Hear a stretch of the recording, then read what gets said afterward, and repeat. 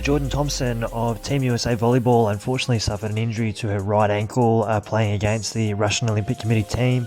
We're going to preview that today, explain the injury, whether she'll be back for the finals or not. So the injury she suffered is what's called a low ankle sprain. You can see her foot's really rolling inward there, putting strain on the structures on the outside of the ankle.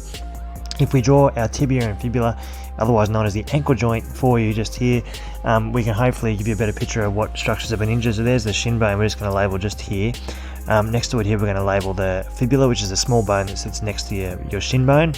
Down here further is the heel bone, which sits obviously at the bottom of your foot. In between it is the square known as the talus, and the ligaments, like the ropes that she's injured, are known as the ATFL and the CFL, and that's what's called a low ankle sprain. The red there is the other ligaments injured in a high ankle sprain.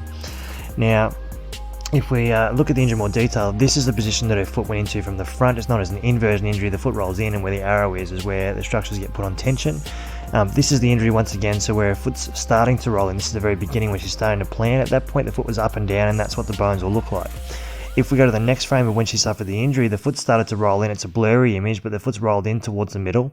And what the bones will then look like when the injury is occurring in this picture is they're starting to move inwards. And those green structures on the outside are starting to be put on tension, suggesting that they may become injured.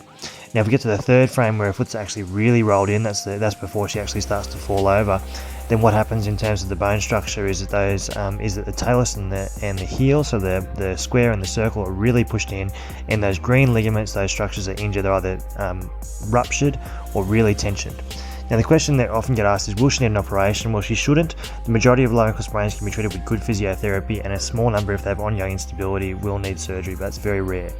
Now, in terms of return to play, the average layoff in soccer players is almost about 2 and a bit weeks. Almost the majority of athletes require less than 4 weeks of lost activities in terms of sport, but the Olympic finals are in a week on the 8th of August, so the chance of actually making it back for Team USA for the finals is incredibly low, unfortunately. In terms of possible repercussions of the injury, she's got an increased risk of having another sprain like this in the next 12 months. You might find that she actually wears a brace or a lot of taping for when she trains or plays matches in the future.